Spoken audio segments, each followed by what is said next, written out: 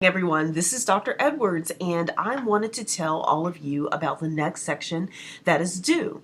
If we scroll down on the document, past the review of the literature, and also past the theoretical framework, then that leads us to the next section, which is the methodology section. With the methodology section, it basically reiterates the purpose of our study. And for this study, we will utilize a semi-grounded theory content analysis method.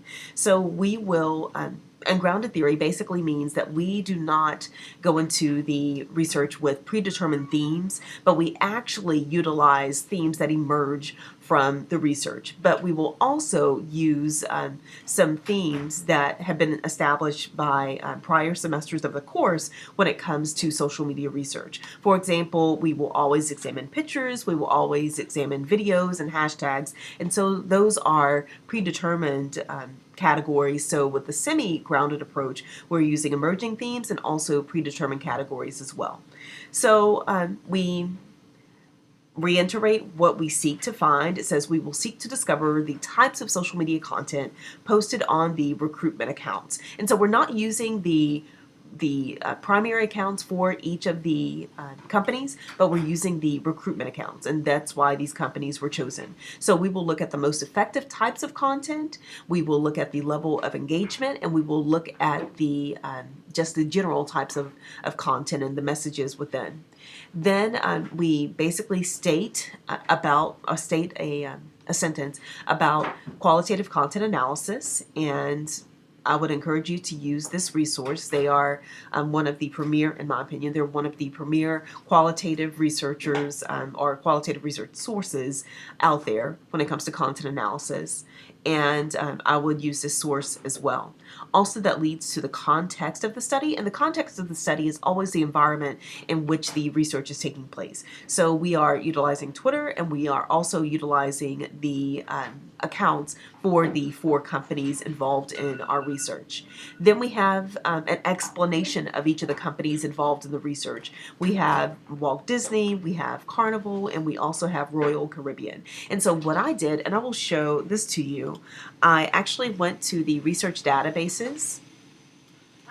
And on the research databases, if you scroll all the way to the top, what I commonly do is that I go to the choose databases,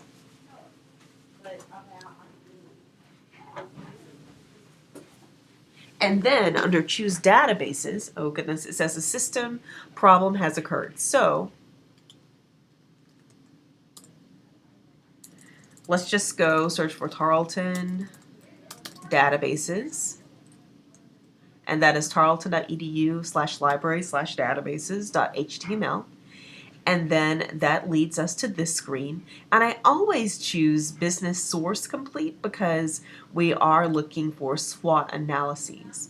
So if we click Business Source Complete, and if we put in the name of the corporation, so Disney, and I would also include the word S, or the acronym SWOT, and that stands for Strengths, Weaknesses, Opportunities, and Threats. And if you go to the search button, the first one, or the most recent SWOT analysis for the Walt Disney Company, is May 2015. So if you click that full text, that leads you to this screen, which is always good. This is an incredible resource for researching companies and figuring out how viable they are, how well they're doing. And it gives you how many people were employed, how many are actually how the amount of revenues that they accumulated within that time period, when that time period ended. And then also, I like to know where they are headquartered and also where they operate. So it's headquartered in Burbank, California, and it has operations in the US, Canada, Europe, Asia Pacific, and Latin America. So what I do, number one, I will highlight this information on my paper, but I also go to this golden document and I copy this reference to put on my reference page. So going back to the Walt Disney Company, I included the Burbank, California. This is not a direct quote, so I only had to paraphrase it. And then it has the revenues and also how many people they employed. And so I did this for each of the companies. The only caveat is Carnival actually owns Princess, but they have two different recruiting accounts. So I'm including both of them underneath the Carnival Corporation. And last but not least, we have the data collection and analysis. And we will download the Twitter post from a 6-month time period, August 2015 to January 2016, to a Google Drive spreadsheet. And we decided that half a year time frame would represent a typical recruitment account's tweets. And I will actually include that. And would enable us to have an accurate depiction of the type of posts and interactions that typically take place within that time period. And it says that we will utilize the Google spreadsheet to collaborate and also analyze each Twitter post and reply on the 4 cruise ship corporations' Twitter profiles. And that's it, guys. And this is semi-grounded, so I will emphasize semi-grounded theory-based content analysis. And that's it. So this section is all about, number one, presenting the context of your study, the what you are examining, and also how you will analyze the data.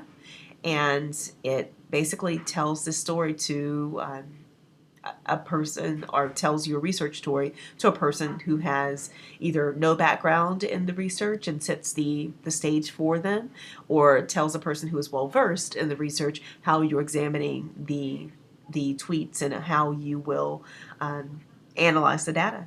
So that's it. Let me know if you have any questions, and I hope this video is helpful. And if it is, please give it a thumbs up. And if it isn't, write me a comment on Twitter, and I am at drjtedwards. And I will talk to you guys soon. Bye. Have a great day.